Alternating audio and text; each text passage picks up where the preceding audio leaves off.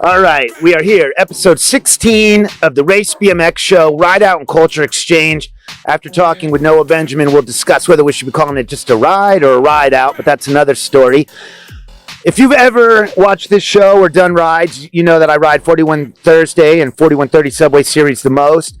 And we know in Southern California that there's the harbor rides, and Kenny's got the beach rides. And we know that the guys in Santa Barbara have the 4130. The blockheads are in the desert. 6061 has got all of up north covered. It goes on and on. But for the beginning, we're going to ask Noah Benjamin, the mayor of Hollywood, the man who started 4130, the same things we would ask any BMXer. What was your first BMX bike? Well, first off, I appreciate you coming out to the cabin for this. My pleasure, man. Yeah. My first BMX bike was a Mongoose. It was a nickel-plated Mongoose. Heavy as a tank. It was gold and yellow parts. Moto Mags? No Moto Mags. Okay. Right. This was nothing flashy, nothing exciting about this bike. My dad picked this bike up at a secondhand store. Okay. But it was a nickel-plated Mongoose.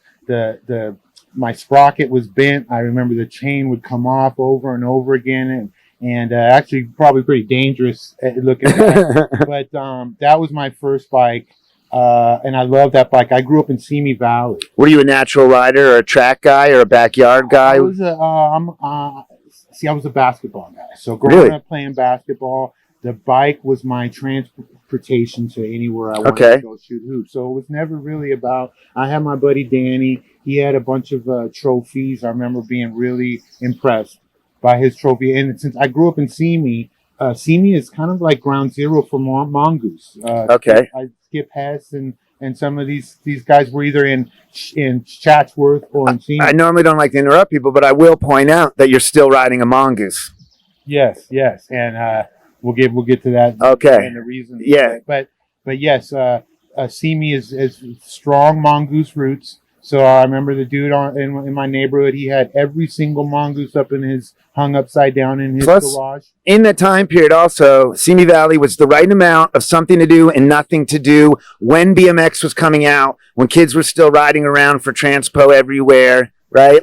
Yes, you could still get to Venice Beach and see whatever culture was going on there. There was definite Santa Ana was close by. All the places where you think of traditional Southern California BMX was real close to Simi and very influential to a town like Simi Valley. Okay. Absolutely. But it was transpo as a kid. You weren't a big part of that scene at the time, right? We would do trails, go to trails, really? Yeah. And so back then in Simi, we probably had 5 or 6 spots and maybe have some doubles, a tabletop.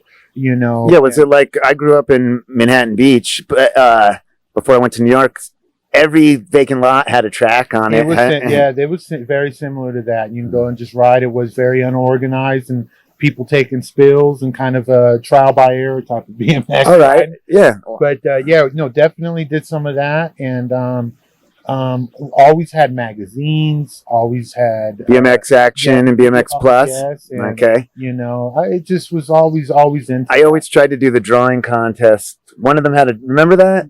I don't. Like if you drew a perfect BMX photo, you could win whatever awesome bike was going on. I actually had just watched the Mongoose documentary. Even though I already met you, was talking to you about your bike before we realized we were each other again, because I'd only met you once. And you're now riding a Mongoose Cause. What is that, a 26? 24? 26, yeah. Okay, so Cause would come out to our, Jeff Cosmala comes out to our Vegas rides when we were doing Vegas. He was one of the coolest cats. I mean, of all the true, legit legends. That guy was one of the most, he's like a PK, Perry, one of the most down-to-earth mofos that you can imagine. So when I was coming looking for a bike, it was important for me. Growing up, I always wore Jordans, and I might not even think Jordan's like the coolest dude. I know he's good on the court, he's got great, competitive, but when he walked off the court, the guy, but Jeff Cosmala was like, man, I could really support this guy. At the time, he was coming out, he was bringing out the ride, or the 26-inch, which hadn't been out since 1981. So he was involved with this brand manager, and they from Mongoose, and they put together a very limited round of these bikes, The cruisers. And Jeff was in the beginning. I'm not sure what ended up happening, but Jeff was all for it. I sucks. I saw the documentary. He was the tallest guy on the team, so they just kind of said, "You do it," and then he got second place in his first race. Yeah. And he's like, "If we tweak this, I can get first place." That was the first round. I'm talking when we in like these came out 2012. Oh, okay. The second round. And so I sought out the guy, and I got the number 1 serial number, which I'm very proud about. So that bike is it's 001 serial number. I also got a bunch of stuff from Jeff, all kinds of all the promos that they had for it at that time. So yeah, that bike to me is a very proud bike. I ride it with pride, and it's comfortable. I can ride wheelies on it. So that's it does boomerang back to my childhood of growing up in a strict mongoose area. Real quick about the mongooses, the first freewheel I remember. My bike was a coaster bike. My first bike. My Schwinn was. The first freewheel I remember getting on was my buddy Tony Calderoni that lived down the block. Tony Calderoni. Tony Calderoni had the Super Goose. The Mongo was a Super Goose. It was red, and it was. I remember the Super Goose. It had the freewheel, and me and my buddy would just get on, take rides. It blew my mind that the only break was just, and now But that was one of the most influential moments for me growing up. Still to this minute, every time I push my pedals backwards, I'm happy about freewheels. Sound, oh man! God, can you still on a coaster brake and you? It sucks. Okay, so I just dropped some coins. We talked, that you rode as a kid. I started riding with 4130. I found them on Instagram after a dude in Culver City when I was working in a bike pop-up is like, "Is that a ripper?" And he's like, "There's this ride." And then he tells me about the ride. Then I'm down at the beach and I see these two guys on these things called Craig Turners, which I'm like, Gary Turner's. And I'm like, that reminds me of GT. And they're like, "Yeah, Gary Turner's GT." It was Cole and Scott. Uh-huh. And then they tell me that was 2 days before my first 4130. And then these guys tell me about Thursday. And then every random person over the course, if you're interested in what's going on besides just the ride, and you're like, "What is this?" And Instagram. And I was riding in New York by myself for 7 years, except the two friends I talked into it. And everyone's like, the mayor. And, down at the beach, they're like, "The mayor." And then in the city, they're like, "Yeah, the mayor Eastern and the mayor." And I'm like, "The mayor?" And this is the mayor. Yeah. This guy started, and you heard me list in the intro, all these rides are, and, D-Block and his crew are rolling 450 deep in, New York. Right? Aren't you guys uptown ride-outs sometimes? What numbers are they doing? They're making the news and stuff. 400, 500. I did one New York ride with some Long Beach suburban guys. I forget when. My girlfriend's brother was part of that. And but then when I start learning from 6061 and even from the guys that I ride with at 4130, it all comes back to you. And that's why I'm here to talk to you about these rides, and SE produces rides now, but I heard that, the guys that ride with SE now used to ride on your ride when they weren't the managers of SE and stuff. So I'm handing it over now. All right. Well, the 4130 started with me and a close buddy of mine from high school, Kamisi Thurman. We were, we were close friends. He always had a bike. For the most part, I always had a bike too. But what ended up happening was he came out to my place to hang out, and I had just gotten one of my GTs back from my mom's. Because I always had these when I was in LA. It's probably similar to New York, Manhattan. Space is very limited. Bikes disappear sometimes. And that too, but it was just every square inch of the apartment counts. So I bring out the bike with the great intentions. I'm going to ride. I'm going to do, and this is before anything, and there's nobody really out. And so I'd get the bike, and I would just go to the liquor store and come back and scared someone's going to jack it from me. I wouldn't do that. So the bike would just sit there. So then I'd go, shoot, I need this area. So I'd take it back to my mom's house. And then I need my bike. And so I would go through that cycle. So one of the times I had the bike at my house, Kamisi comes over and he's like, "Oh man, you still got that, blah, blah, blah." Yeah. And so I'm going to get a bike. Boom. He gets a bike. Okay. So then at this time I had already been kind of, on the BMX museum and in certain areas. I knew BMX was around. They would have an event once. What year was this? I want to say, shoot, the ride, I think it started in 2009, I want to say. 2000. So a year before you started. Yeah, about Okay. a year before Okay. the start of the ride. And so me and Kamisi, we started getting into riding, and then we went out to ride at the Critical Mass. There was no BMX, not one. Not, I mean, it was all fixies and everything. And it's slower too. Well, back then it was a little hectic, but it was like it was Okay. already the LAPD ride, they would call it, because it was like LAPD, but it was thousands. It was overwhelming. Okay. But it planted a seed, and then you kind of knew what was out there. And then there was a few rides. The dude in the valley has a bike shop that they would get together and ride, but they were just friends. No promotion, no trying to get anybody. What bike else. shop? Do you remember? That's it's God, I'm so. Yeah, if we don't know, we won't wait. Yeah. I know, but this is Paul, and Paul is he. I don't know his bike shop, but he sells bikes. I think they're called custom. I can't remember that either. But he sells a 3-bar cruisers now. His name is Paul. He's fantastic. He's from the valley. Okay. If come and ask me in person about him, and I'll if you're looking for Okay. anything. But So he had a ride. he had a ride. Then there was some dudes that actually Cheech ended up meeting with, and the dudes that the Thursday night ride. There was some buddies that were riding back then, just together on the Thursday night ride.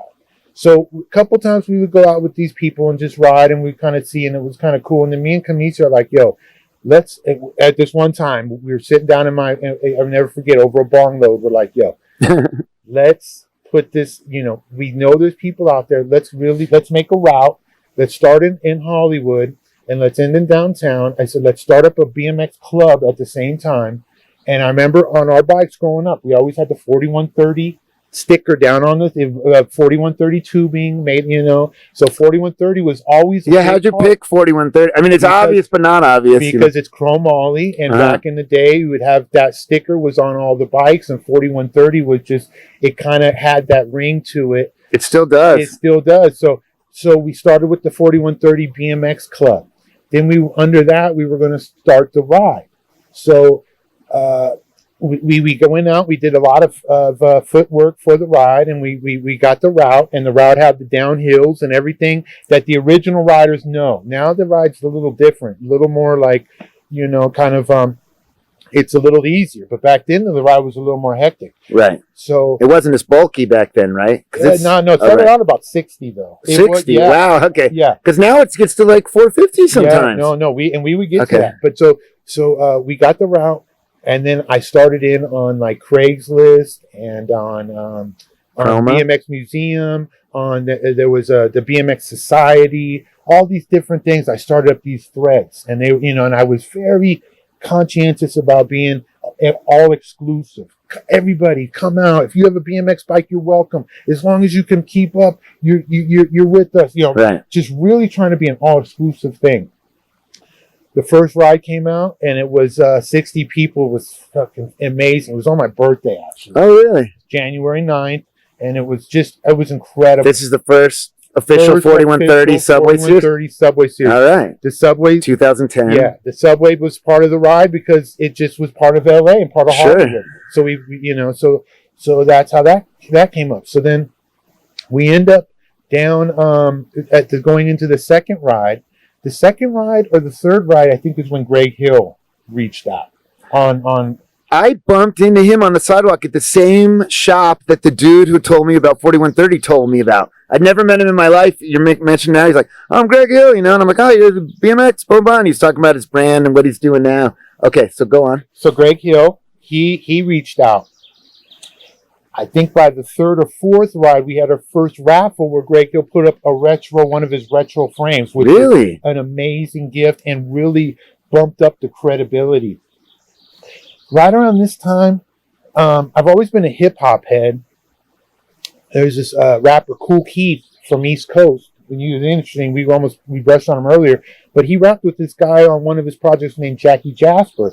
Jackie Jasper was actually on the Dr. Doom album. Jackie Jasper lived in my neighborhood, and I met up with him around the same time. His manager had hookups on all kinds, like knew about state-of-the-art, vlogs and stuff like that. So at the time, we hooked up this amazing we had at this point it started an amazing beginning because it was so organic, but we had these great thoughtful threads going on these websites on like the BMX museum and this and that. Then I started up with my buddy the vlog, which was fantastic, had all our information right there. We were able to start putting sponsors up. So if you were going to give us something for the ride, we could put you up on the, like Greg Hill's frame type of stuff. Yeah, and exactly. And we did that with his frame, and we had our own content. It was fantastic. The ride started to really develop, and then you know, as soon as you start getting kind of above your britches, things started to rise. Me and my buddy started to kind of get into a little bit of an issue over the club. The club, I was always under the impression that the club was going to be something along the lines of everybody could be in the club. You could have been in Manhattan, and you're an active dude, but somebody could be like an antisocial guy, could have been wherever he could have been at and been like, I'm part of this club. With no kind of like crap. But then once it started to build up and started to become something, these guys wanted to structure the club after a motorcycle club, like a motorcycle gang, I would call it. Oh God! Okay, so that's how motorcycle gangs start. So you would have a prospect, and you would have prospects, and you would have a dude that was on the low end of the totem pole that had to carry around the tools. Yeah, I don't want to be cleaning other people's bikes so I can ride. And you had to fly the colors. Okay, I remember. I remember very vividly one time that we went to this Mexican spot in the valley with the club, and they were like, dude, at the last event you didn't wear the orange and black, and I'm like, dude, I was wearing this shirt. I was wearing a shirt, this Hollywood Street King shirt, which was the people, they were helping us just as much. I was helping them out by wearing the shirt, but it was like, I don't wear colors because I'm the kind of dude that if you make rules, I break rules. You know what I mean? It's like, I don't like rules like that. So, I don't like uniforms. I don't particularly like rules. So I was like, so that at that point was when the divide came and I was like, man, so at that point. What year was this? This was the year started the ride. This was probably 5 rides in. This was off to the moon. Okay. This was to the moon.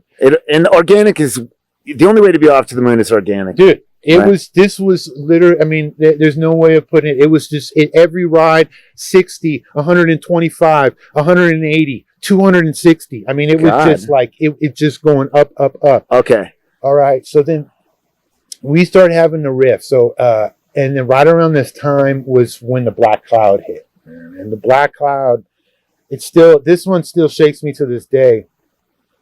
Feel very, but we had a guy who actually fell and broke his neck on the ride. It wasn't on the ride. He put his bike on a ledge and tried to ride off the ledge, is where I try and get a little of my guilt back, a free zone. But he was at the ride and he tried a trick, and this guy was a stand-up guy. Couldn't have happened to him. He had a beautiful family, wonderful guy, and it was very tragic. I mean, he went down. Everybody kind of, was kind of shocked. I felt, being in control. I felt I had to be responsible. I'd come over to the guy in his face, calm down, stay still, don't move anywhere. I broke my back. My neck's broke. I say, no, you're not a doctor. You're not a doctor. I mean, and this stuff still chokes me up. Yeah, man, you're getting me all. And so upset. this was a situation where I felt too, where the responsibility, and me and the other guy, he didn't shoulder the responsibility like I did. Right. I felt I did. So, and it added to the compounding of it all, and so that was very tough. And then on top of that, with all this stuff building up. My boy's girlfriend was getting involved. So, and I should have been cool, She would call me up because I would do stuff. I would not lie, but anybody that knows what they're doing, I would say okay, we got into a problem with the LAPD at one point, and the ride did? Yeah. They came up to the meetup spot because originally we met in front, right at the subway station, not behind at the parking lot. Okay. Right at the subway station. We would just flood Hollywood Boulevard. Right. And the cops came in. He's like, "You can't be here!" Go crazy, like gung ho, LAPD dick cop. You could be there, but it just seemed weird. Well, probably, yeah, right? I mean, well, they like, yeah. So I wrote this article on the blog. I was like, and at the time, Kamisi's acronym was Boog Night, and mine was the mayor of Hollywood.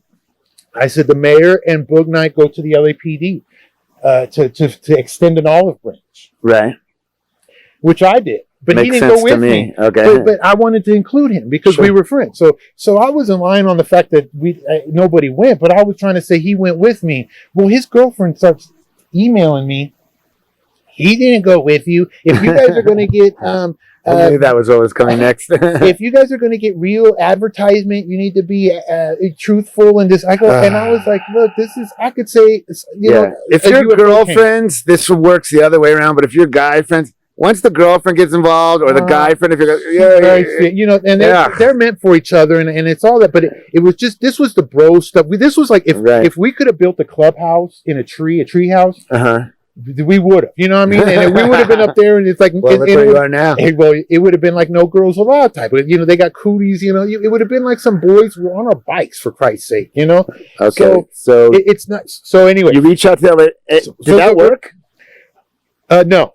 No, it didn't work. It failed miserably. LAPD is ridiculous. And not until we got so big that they had to like work with us did they ever even enter in and being cooperative about anything. But did they leave you alone most of the time, month after month? In the beginning, no, they would track us. They would always be at the CVS, and they would be trying to pick off people drinking and smoking, and it didn't get to a certain point where there was so many rides that they started to be like, can we help you? Did they make? I mean, I even see this now. Sometimes I think the police just mistake the riders for being more bad intention than they are just from appearance. When it's like, we're really just riding bikes. Like the whole fear that you have, this is preventing that. Exactly. And I think I felt like they got over a certain hump of that when during my era, where it turned from like, these guys are just, breaking all laws to like, no, these guys are just out riding their bikes. They need to stay together. Funeral processions go through red lights. Yeah, so they blew a red light. Certain things, go through red lights to stay together. It was, we weren't like, but no, they were never really involved like that, Plus, it's a pretty good feeling when you hear all the cameras going off as you fly through the red light in the group of 100. Like, what? Send me the picture. It was definitely revolutionary for us to just blast through lights like that. And in comparison to Critical Mass, it was probably a little more outrageous and BMX style. It was BMX. It was back then the ride was quicker. Yeah. Because I don't think BMX is just track. Like, it's using the sidewalk and the street and going against the lights when there's no cars in sight and doing the right thing when there is cars in sight. It's like using everything, That's what, cutting across the lot, the parking lot, the curbs. I was very proud of the crowd back then because the crowd had everybody from collectors with their, like, they were almost like they had treated their bikes like low riders to the dudes that would just bonsai off stuff and just, ditch their bike halfway up in the air, not even care, it's bouncing all around. I mean, it was literally from A to Z in the beginning. Dudes would drive up with, cars, $60,000 cars, and other guys would get off the, bus and pick their bike off the bus. Still that way. Some dudes ride their bikes when they don't have bus money to the ride. So, that diversity to me was important. It is important. But to kind of get back real quick. That's still a big part of it, though. To the riff, though, me and my buddy ended up having a fist fight. I know. At a ride or privately? Privately. Okay. Privately. I was like, dude, let's squash this shit. Let's go to this bar we usually go to and let's squash it. This was right before the Beverly Hills ride, the first Beverly Hills route. And we end up going in there and, and I start talking to him and we're kind of going and he's, we're bumping heads. I can be a dick. I know this. Okay. I know this. You could tell me I know this. But people that know me well, they know that I'm not, that's not it. That there's a lot more to me than just that. So when I go through my dick mode, they're like, Noah's being him. They give me some space for that. Because on the flip side, I'm going to be just as passionate about my love mode as I am about that. And so there's a payoff. So it's not like I'm just pushing people away. But so, just your route to get to where you're trying to get to might be a little rough. I grew up my own, but so and he's as stubborn as a jackass, just like me. So we start bumping heads right away, and then I brought up his old lady, which I shouldn't have, and he knocked my block off, and he's way bigger than me. We started fighting right there in the bar. And I remember she's like, "Not in here, not in here," and we're just like, "Oh shit!" You're like too late. Well, that was the big, that was the Continental Divide. Okay. At that point, the ride, he wanted the club because they had already had all this stuff about the club was going to be, prospects and all this shit, and he gave me the ride. And then with the ride, I had kind of came up with the Chromoly Kings, so I took that with me. So at that point, I was on my own with the ride. Okay. He took the club. He did some great things with that club. Okay. I'm not, I know it's good to hear you give him props at the end of this story. Dude, I still got love for him. I mean, we were buddies, man. But he did some great things with that club, and then I went on with the ride at that point. Okay. And the ride just kept getting, it really kept growing. And I was lucky enough to have some great networking from high school. So a buddy of mine came out who has been doing graffiti. I've always admired graffiti. I've always been on the, just like with the BMX, I've always been on like the peripherals of different cultures and been just really influenced and very impressed by him. So graffiti was right there with BMX. I get that, because like BMX and skateboard, graffiti, tattoos, motorcycles, hot rods, hip hop, rock and roll, like all of it has the same like 3 X's in it that like that's all right. Yeah, all right, fair enough. They all fit together, even though they don't fit together. Like. So my buddy he was from the Valley, he came out and he started with me with the Chromoly Kings. We started up at doing some great shirts, and excuse me, some great shirts, and he would do great design. Were you mixing your Chromoly King logos and 4130 logos? Was it separate projects? Was it together? It was separate, but the Chromoly Kings did put out the 4130 Subway Series. Okay, shirt. And that's when you came up with Chromies, right? Yes. The Chromies is you. Everyone tells me that. Yeah. The Chromoly Kings, the Chromies, the Homies, Chromies. Yeah, you switched Homies to Chromies for BMX World, right? My main thing always was all inclusive, and I always wanted people to feel like. How many groups were there back then when you were doing it? Because the Jets, the Goonies, none of that. None of that. Okay. None of that. All right. In the beginning, I can't even think of the first real crew that came up like that was really trying to like rep like that, which I love all that. See, but no, it was just we were just all riding. At the beginning, I thought everybody was basically like a Chromoly King, that was a Chromoly King ride, But I would say maybe it wasn't for a few years until people started doing other rides, which was always welcomed. From what are you calling a few years? Like 3 years later? Maybe three or 4 years. And how long did you stay? Hold on, let's pause. This is a fake pause.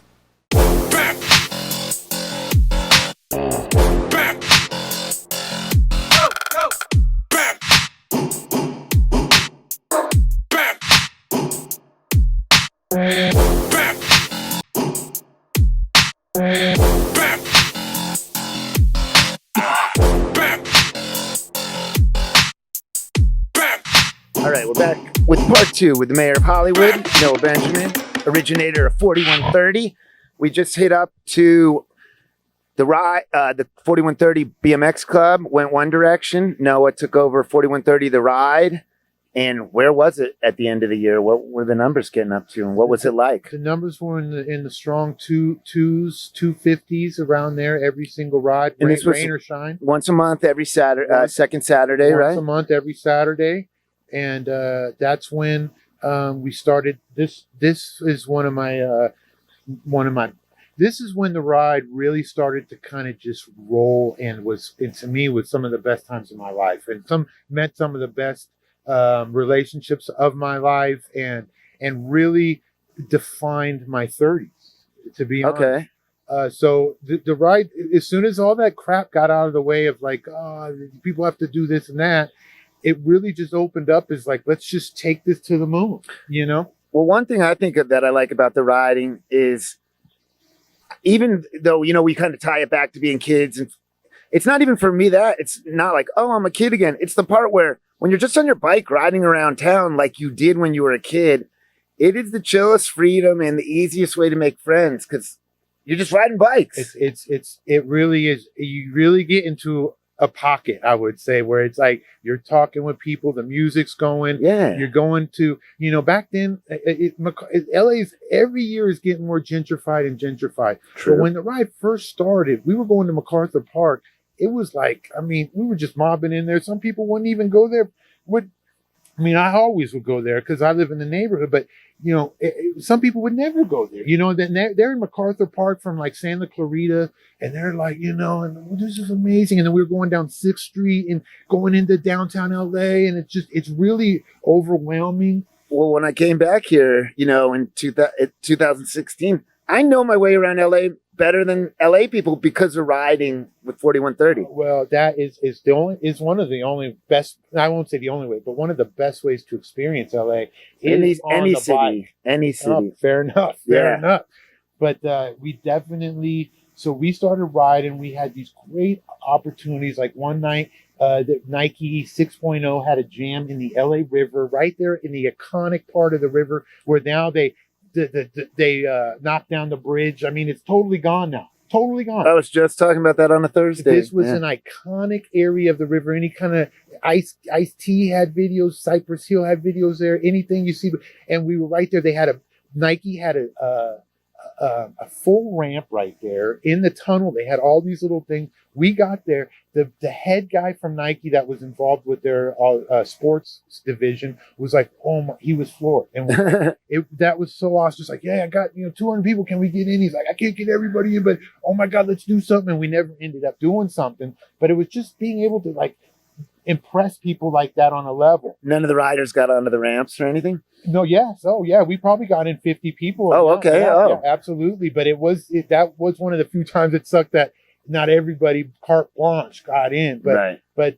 No, that was a fantastic night. And then there was another, this ride where it was an honor after pros started coming out, but Scott Breithaupt. Now, he made a huge impression on my life. He's SE. He is SE. He actually is SE. Scott Enterprise. Not SE Racing, not SE the team, not SE the company. He is SE. He's what did all the founding stuff. He is that guy. Out of everybody I've met in my life, Scott Breithaupt's the most talented person I've ever met. Really? Absolutely, on numerous levels. That guy has been to the bottom to the top like 3-4 times over, all the way to the top. Not halfway up the hill, all the way to the top, and not halfway down the hill, all the way to the bottom. So he being around him was like being around, a transformer on a wire pole. He was just electrified, and he came in, and a couple of the old guys would be like, "Hey, man, be wary. Scott's kind of a..." How established was he as a BMX guy at this point when you bumped into him? 100% established. Like he'd invented BMX, right? Yes, but he had kind of within the realms of the higher echelon, like the BMX elite.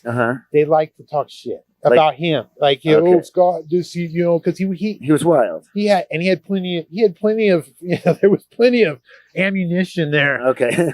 Too, I'm not going to take that away, but again, Scott was incredible. But so he started coming around, and he did this thing called the 40 years of BMX, which was incredible to be involved in. He had this thing down in Long Beach. They established this day as a Long Beach Day of BMX. He had this huge museum set up, and he wanted us to host the ride, the 4130 ride. Really? He made this incredible, all kinds of. This is Bob Harrow's artwork here. Bob Harrow drew that. Or he had that he done? did.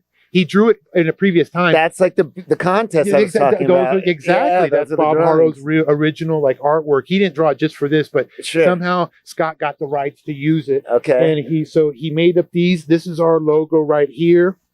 Transition from the club to the ride, which is I'll show it. But that's our logo in great. Company right there. you know, Yeah, look BMX who's not Plus, there. CW, S&M, you know, and The museum's on there. of course, and also it felt really good to be a part of this. 2010. All right. And me and Scott worked together on the route, and he was incredible, man. I love that guy, I really do. So he got involved in the ride, and he started coming out and making friends with people and making enemies with some people. I mean, he got in a couple little squabbles, you know, not fist fights, but you know, he wasn't scared to talk his shit. So he was he fit right in. So Scott started coming out, and then He fit right in. yeah, and there was a couple other guys. Now, the one thing that's got to be mentioned is Essie, you know, because we're talking about Scott now.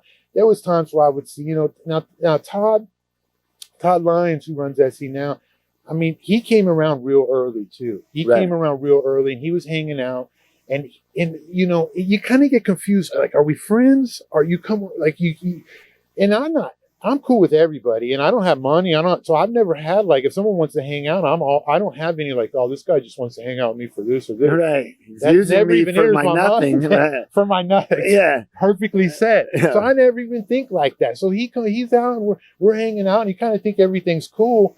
But then you can kind of see where he was, like, you know, really kind of like marketing to the ride and doing different things for the, you know, and really trying. He was in a business state of mind. In a business state of mind, and kind of really, you know, capitalizing on certain parts of the ride without doing a collective. You know, it's almost like if you're a weed smoker and you got a collective farm, and everybody's putting in their work, their green thumb, and there's some dude sitting back there who's just kind of like, yeah, this is nice, put a little water, and then smoking as much as everybody else, even more, you know? Right. And you're like, essentially, at first, you're just kind of not paying attention. You're not doing inventory. But after a few, you know, years, you're like, damn, man, looking back, you know? So, you know, it was tough. So Todd would come in and do different things with SC. He never really gave back in. Now, it's hard because PK, Perry, dude, he's a real deal. That dude's a chromie. Like, I mean, Perry is Hall of Fame. That guy might as well be, and I look at everything through a basketball lens,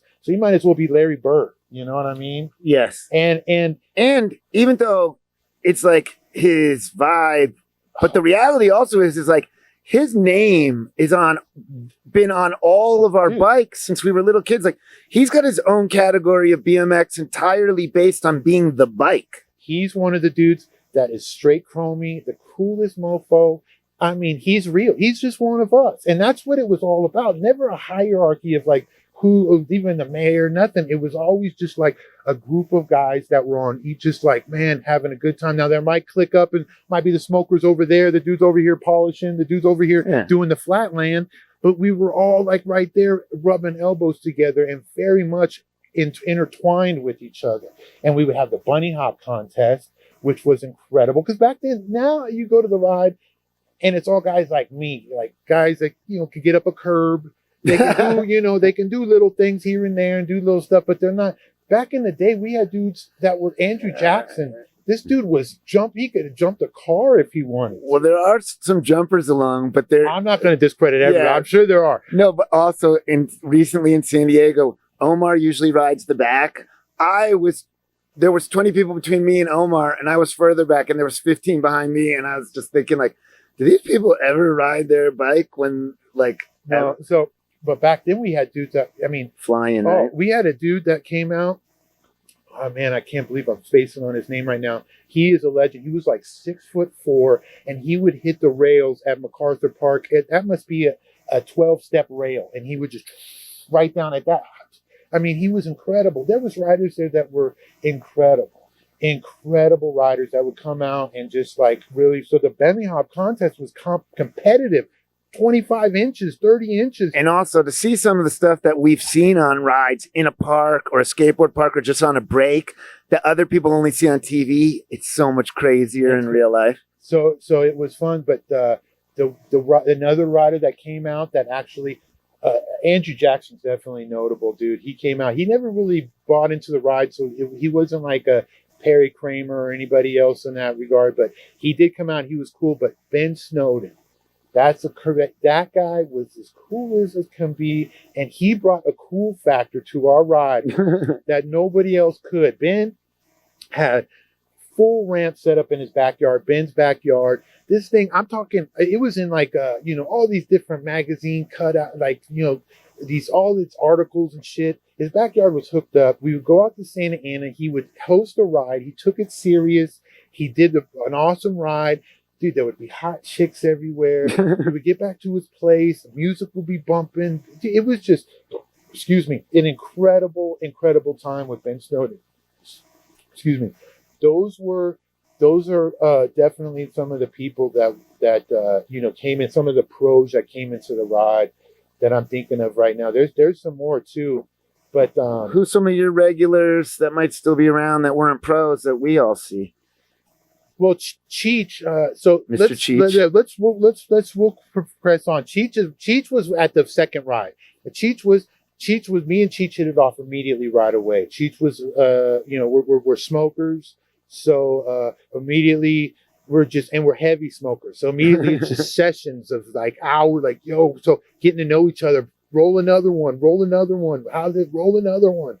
So me and him just hit it off, and so I still talk to Cheech all the time. I still talk to there's a few people that were buddies of mine from prior to the ride, and also people that I met reunited with at the ride from my childhood, which are cool that I still talk to. Well, what part is like all the random guys that got inspired by the ride? Like, what were you doing? Were you giving dudes something to do, or what were they doing? Oh, dude, that the ride cured them of their problems. I'll tell you. All right. That's a fantastic question, because it brings back one of the feedback that people would give me that made me feel so good. It's kind of weird, but you'll see where I'm going. So people would come out to the ride and they come out and say, dude, Noah, I'm telling you, man, they say, dude, I feel so young. I feel so young right now. These are guys like my age in their 40s. Right. Like, I'm out here, dude, I'm listening to music again. And my old lady's asking, what's gotten into you? And I'm just like, oh man, that's so that kind of, because it's very exciting. It had so many elements. It had a social element. It had an adrenaline element. It had, being a part of a big group element. It was just, there was, which I guess. So what other element it has? It's not a project where you need tickets. You need to get, you like put on what you feel like to go ride your bike. You grab your bike and go out. It's that simple. This between the 2 to 5 year era is when people really started being regulars from Santa Barbara, being regulars from the high desert. Is that the crew that's doing the 4130s in Santa Barbara? Some of them, but yeah, they would be out there. Absolutely. They were some of the original dudes, but it would just be in general. I'm just speaking in general. People would travel. You would look at the group, and I'm right there. Hollywood, the meetup spots, I could almost throw, a football from my place to there, but everybody, I would be astonished by like, oh, this, people coming in from, sometimes really far. So about a year in is when I made a relationship with a buddy of mine from Boston. And basically still, at this point, it's still 4130, it's a ride, and they're not everywhere, right? No. Okay. Not everywhere. Not the BMX ones. So I think now, somebody could probably correct me on this if I'm wrong, but it was either Las Vegas or Boston was the second ride. And it was about a year in when we started going, we need to take this show on the road, and we need to ride different areas. We wanted to go to Vegas. We had all these different cities, and we ended up going to all of them. But Vegas was one, and we went to Vegas. That was an incredible, incredible experience. The guys there were cool. They knew about us, so they welcomed us in with open arms. Oh, you teamed up with some locals to do that. Absolutely. But yeah, but it was amazing because once you took an inventory of who was at the ride, the people at the ride would probably been 75% from LA. Okay.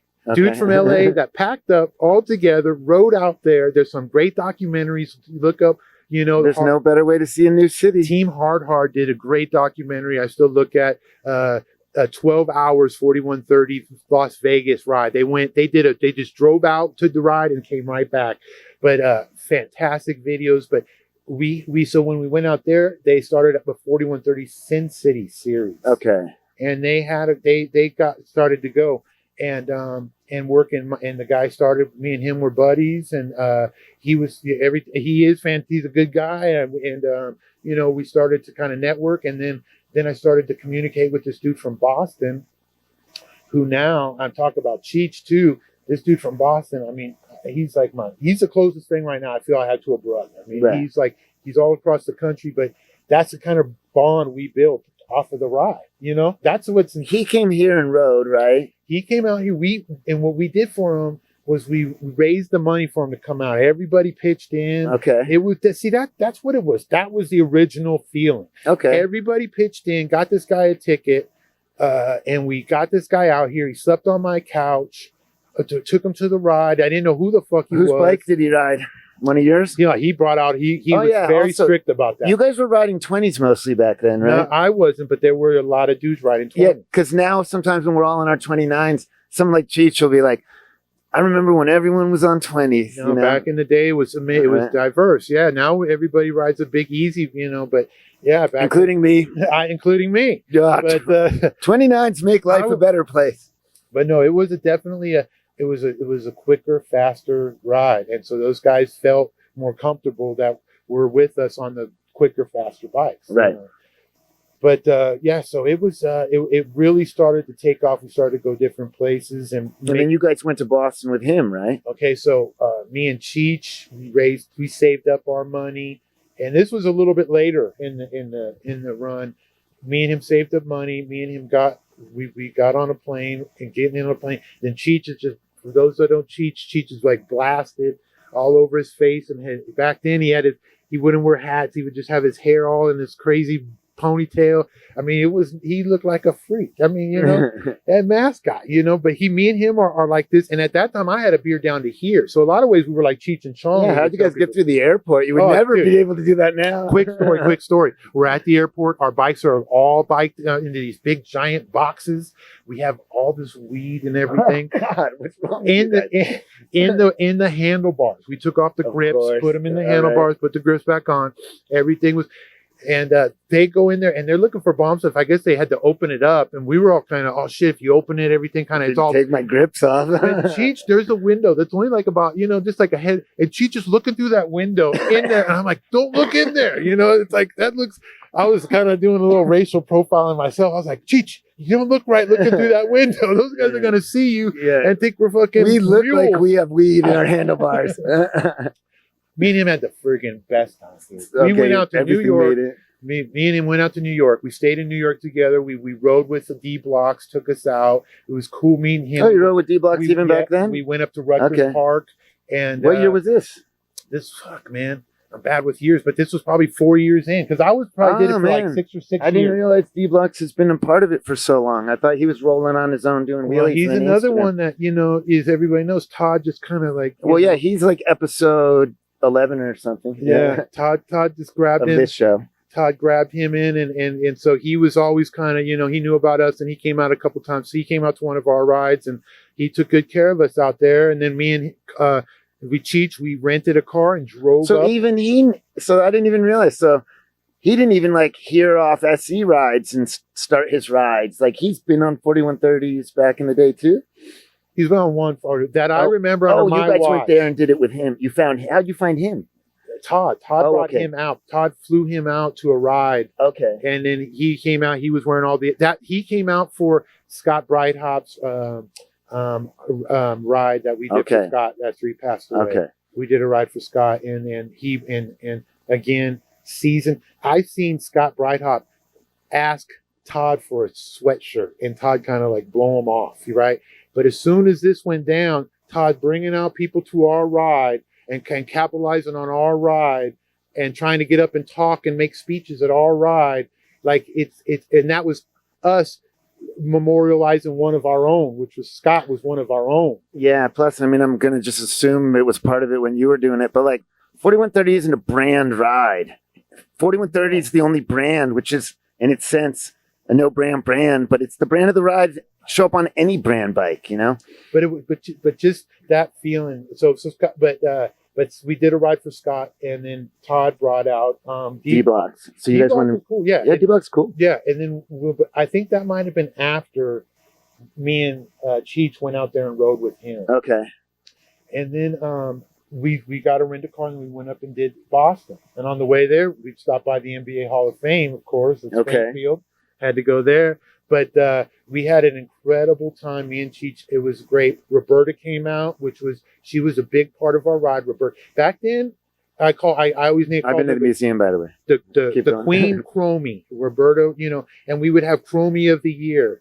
Amper got Chromie of the Year one time because he would give back, and I would try, put him on the website, Chromie of the Year trophy. He still gives back to 4130. Exactly. As a matter of fact, even though this is your episode, the bike in the back of my truck that you just saw, my bike got jacked out of the back of my... Anyway, Amper and Julio threw parts together. I covered very low costs, and they had me riding this Redline Monocog 2941 Thursday Monster within 7 days. Dude, that's what it's about, dude. It's that community. I love that. I like thinking that some dude from the ride, back when I used to do it, especially because I knew everybody then, some dude at the ride might have had a wedding, and he might have had his best man might have been somebody that he met at the ride.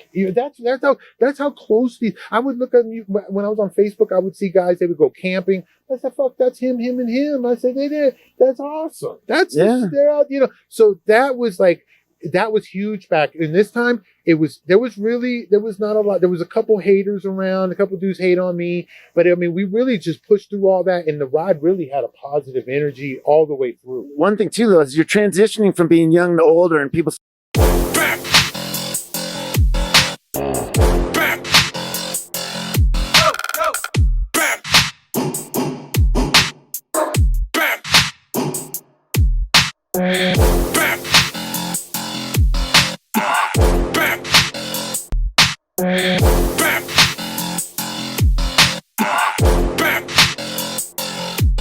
start having kids, getting married, and going different directions.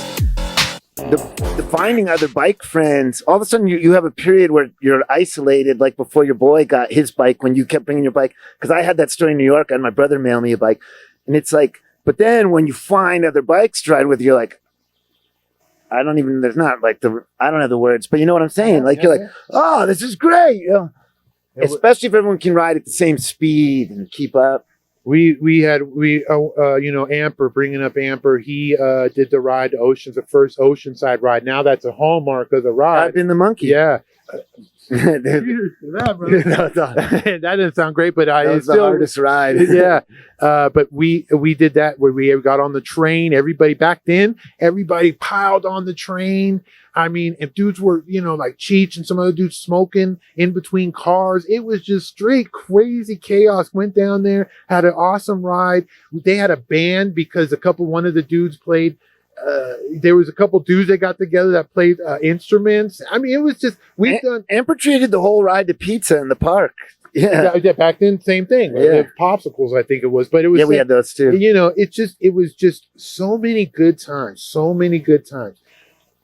And in that era, I gotta say, like I said, it defined my 30s and was some of the best times of my life, and it's some of the best camaraderies that I have of my life. So that it started to change once I had a son, and I started to change. Not so much the ride, but then I started to change, and then I would always get so, oh man, too many hills. There's always people. You're the one that became different. Like you're always you're like a chef, and you're bringing out food, and like everybody at the table. Most of the people are like, damn man, I'm stuffed. That was great. And then you always got one guy going, was that gluten-free? Was it, You became the gluten-free guy? No, I wasn't. Oh, okay. All right. They were yelling that to me because I made the meal. Okay. Was I'm saying was like the meal. Oh, and they were saying too many hills to you. Too many. They're like, dude, so you would always have these guys, man, too many stops. Or, man, this, this. We shouldn't have done that. Next time, can't we do this? So, in the beginning, I would always be like, almost like a question box, like a suggestion box, like, okay, I'll take that into account. Yeah, you can't please 450 people at the same time. But that started to wear on. And once I started to kind of, once my son started to come around, and my son, I always tell people, my son got past the goal. I wasn't planning on having 6 months before I had my son, my mom was like, Noah, am I ever going to have a grandchild? You're like, no. I said, don't hold your breath. Exact words. Don't hold your breath. And somehow she rubbed some kind of thing, belly, something, and boom, he got past the goalie, and all of a sudden I'm going to have a kid. When I started having a kid, all my energy that I have in my body, I started to understand that there wasn't unlimited, that this energy was, there was only so much energy that I had. And yeah, the ride was probably... that I started to realize how much energy the ride was taking. It was the kid while you were...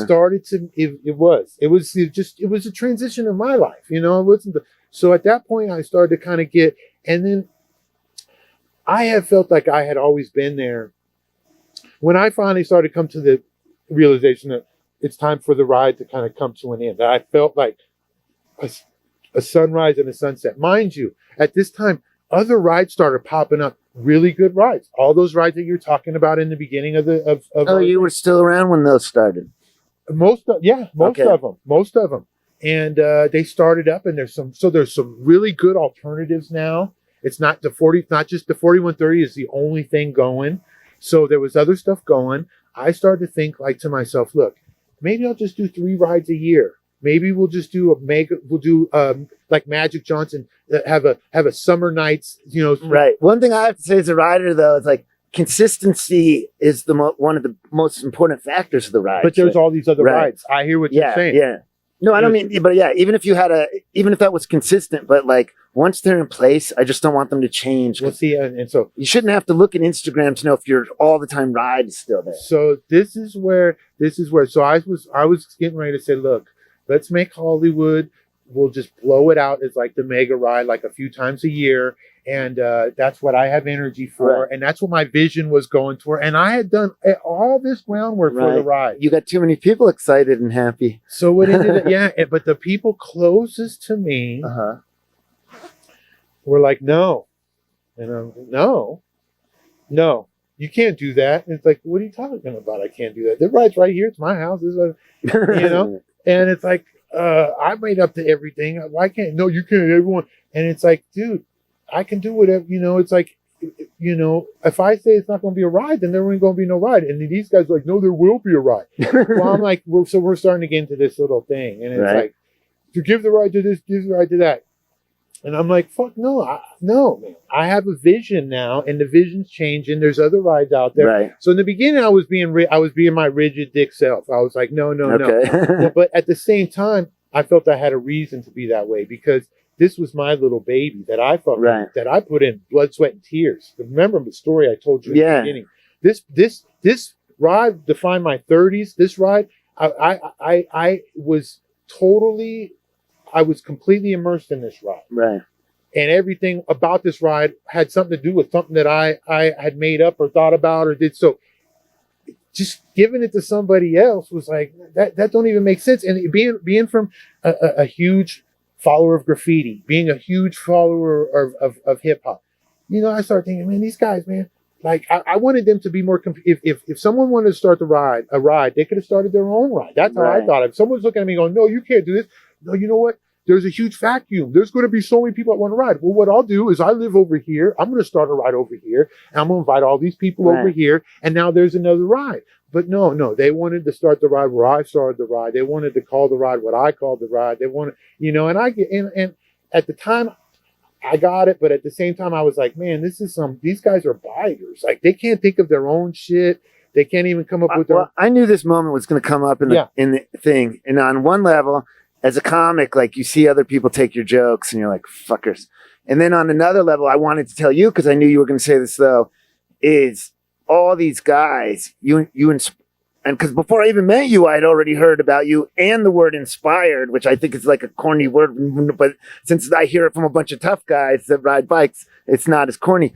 But that's what I wanted to tell you, even though we're ready for the rest of the story. Like, you inspired so many people with your ride that I don't think I don't know what you realized and didn't realize, but whether you knew it or not, that ride that you made had given so many people, a foundation of their month and something to that, like, you're right. Even if you had grown out of it, or your kid, whatever, for whatever reason, they couldn't give up what you'd created for them. You know, it took me time. It took me a long time, because I am stubborn, to let that sink in. Everybody's told me the same thing. Like, not everybody, but a lot of people that I've really pressed about it have told me the same thing that you just mentioned.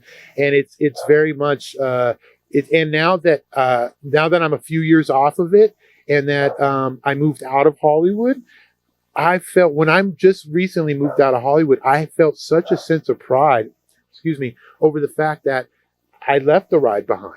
Hollywood's a big pond, right? No, don't let anybody. I mean, it is kind of a small town in a sense. If you live there, you know it's a small town. But when you go there, people don't survive there. It chews you up and spits you out. It's true. So being able to survive there was one thing, but being able to leave there and leave something there that I started, that's still in Hollywood, that's still a part of the people see it go down the boulevard and whatnot. That was so it became a part of pride, but I wasn't in the beginning feeling that. I was like, I understand. Yeah. So I had kind of lost a few friends over that because they were willing to let the ride lose the friends with me. And I started realizing that, man, a lot of people weren't really friends with me. Like, they liked the idea of being friends with the guy who started the ride more so than Noah, than dealing with shit that Noah has to deal with on a day-to-day basis. Okay. If it was like guys would sleep on my couch.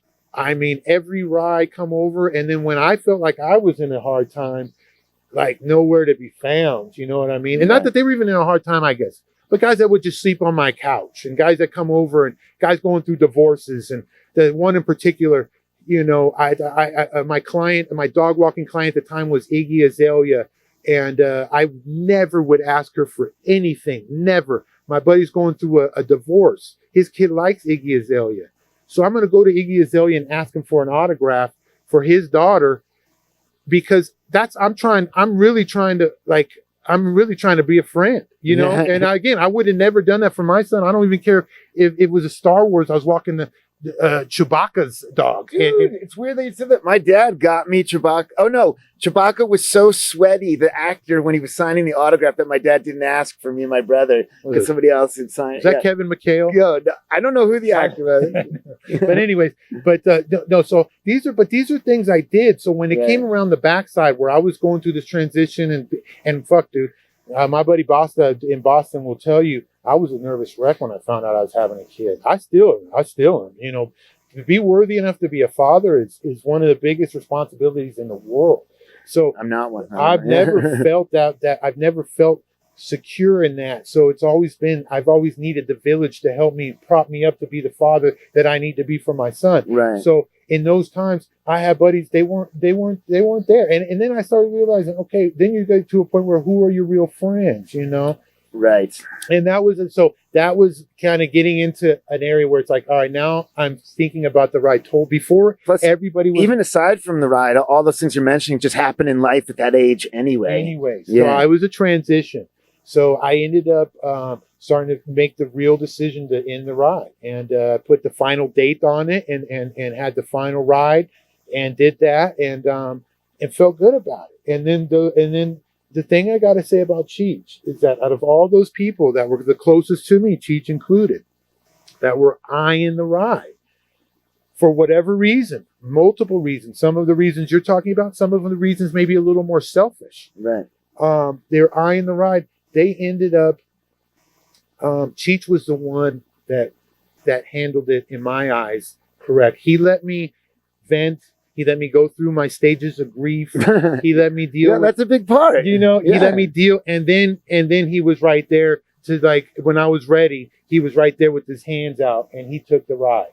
And like I said, now I'm proud about the ride still going. It's nothing the same. I still have some qualms about it. Like, they shouldn't, they could have changed the name. They could change some of the, the artwork. They're still using artwork that I mean, it goes back to petty, like, cover band shit. It's like, do you want to go see Led Zeppelin, or do you want to go see Led Zepp again? And it's like, I want to go see Led Zeppelin, and it's like, and now you got Led Zepp again, so it's kind of the cover band thing. But you even come out for some rides, though. You still. So I have a great, so basically my life has changed completely. It's as it was when I led the ride.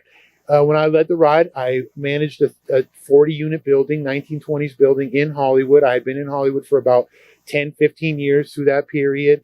Well rooted, lots of friends in the middle of the city, the belly of the beast. Helicopters circling overhead, sirens, people screaming, the whole bums, everything, the whole nine. Not here. And I was turning me into a New Yorker. And so I was getting like, fuck you, fuck. And I'm already like that. So it's, it's making it kind of hard on me. So I said, you know what? Around this time I needed a change. And I ended up getting a cabin up in the mountains. And I had it for a year, and I was weekending, coming up here on the weekends and going back to LA every week to work. And this dude up here, totally fucking random. We have outhouses. That's how remote we are. We're right on a creek. He came to the mountain to I'm here. Trust me, the road we just drove down, like, I didn't even want to drive down. Dude, this is straight Alaska, Colorado, straight up. So I'm still scared of getting back out of here. So we end up, I'm back here. This dude pulls out a 1992 Robinson Cruiser out of his outhouse. Wait, let me just re-stress. He did tell me someone, okay, we really are in a cabin, like in the woods, where you wouldn't even expect a street BMX bike at all. And like, we're in the boon, dock, mountain. Okay. Right. So my immediate neighbor pulls out a chrome 1992 Robinson Cruiser. Didn't even know who you were, though. Didn't know who I was. Didn't know I have the same exact bike. And I said, oh, shit, man, look at that. We start chucking it up. He said, oh, my son took it to college, and I got it back, and blah, blah, blah. I love bikes. And I tell him about the ride. And he's like, dude, let's go. So he takes me down. He starts getting me out to the ride. And it felt good because, honestly, I wouldn't have gone back, if it wasn't for new blood like that, some fresh blood going, feeling that like. Obviously, you were meant to go back if some random dude in the mountain has a matching bike with you. But it was just that fresh blood of him, like, let's go, let's do this adventure. What? That's how it started. Are you telling me these guys are riding their bikes down in Hollywood through the streets? Like, I'm up for it. And I was like, let's do it. So pull up. So he takes me down, and so it's been nice. And getting down there, then getting there feels great because then I see some of the guys. And it's like, oh man, fuck, how's the family? And it's nice catching up, and it's nice, But then at the same time, I also, it's weird because the bickering still goes on because I'm still, buddies with Cheech. So I hear a lot of you mentioned earlier, dude, this group of guys, you got these guys tattooed down. These guys look like, these guys look like they might have just gotten out of prison, and like in prison, you're not supposed to talk any politics, So you look at these guys, man, that guy probably don't say nothing. And then he'll just start talking like a Yenta in from New York, just gossip queen. Well, it's like Pulp Fiction. It's like a bunch of like old school gangsters, but everything is drama, right? Straight gossip. And that stuff still goes on. I hear, and I still come up. It's like, so it's nice. The thing about the ride I see now is but I've told you come up, but you've never come up from gossip. You come up from people telling the stories of how it all started. But no, I hear the other side, like, no one ever told me to turn down my music and, shit like that. I was like, whatever, but that's just guys being goofballs. Exactly. But it's the gossip thing. And the fact that it gets back to me is the gossip thing. So it's still, that stuff still. We got a lot of loud music with the ride. When I go back, I can't say it enough. The ride defined my 30s. I've had some of the best. If I was to write a list of the 10 best things that's ever happened to me in my life, there would be a few things of the ride on that list. I mean, it's been a huge part of my life, a wonderful thing. But when it was over, after I went through my grief period of everything, and going back to it, it was almost like if you ever had this experience of having a girlfriend and you break up with the girlfriend and you break up with her, but then there's a couple nights you're kind of lonely, you're out drinking, you're like, you can't find it, you get a little desperate, you're like, damn, you think of the old times, like, fuck, man. But then you end up running into the girlfriend and she's with the new dude and she's doing the same crap that drove you nuts. And you're like, oh, he can have her. You know what I mean? It's like, so there's a bit of that there. So it's nice to go out and not feel any responsibility, not feel any kind of bad feelings, but just be able to go, oh, that's good for them. They got their ride. They got the walkies, It's interesting. I kind of did the ride. I did have help, but I mean, to see what they have now, safety crews, and they don't go down 6th Street. I mean, it's evolved huge than what it was. It's not even, it's in a lot of ways, it doesn't even resemble the ride in a lot of ways, but they've, you know, what they've done with it. I go out, it's still a good time, still socially, everybody's having a good time. You know, it's fantastic. So I'm extremely happy about how I went through ups and downs mentally myself, but as soon as I came out the end of the canyon, I feel good about everything, and I'm glad that you guys are still riding. Yeah. Well, one of the good things about the BMX rides is it's the only place where people don't get annoyed if you incessantly talk about BMX bikes. Absolutely. Yeah, it's like, yeah, because if you're with your regular friends going on about your bike, they're like, see ya. But if you're at a ride, and these guys are literally, there's a lot of guys at the ride that have their like relationships in jeopardy because they're just like buying bikes, you know. Yeah, well, it's a good thing. But some of the guys have families and they get to buy more bikes secretly for themselves, for their wives and kids. Well, that too. Yeah, no. I hear what you're saying. Yeah. You know, so it's the ride. I mean, I can't say it, and dude, being that moniker, the mayor of Hollywood, brings so much pride. I had the Facebook page with 4,500 friends. I had decent relationships with people all over the world.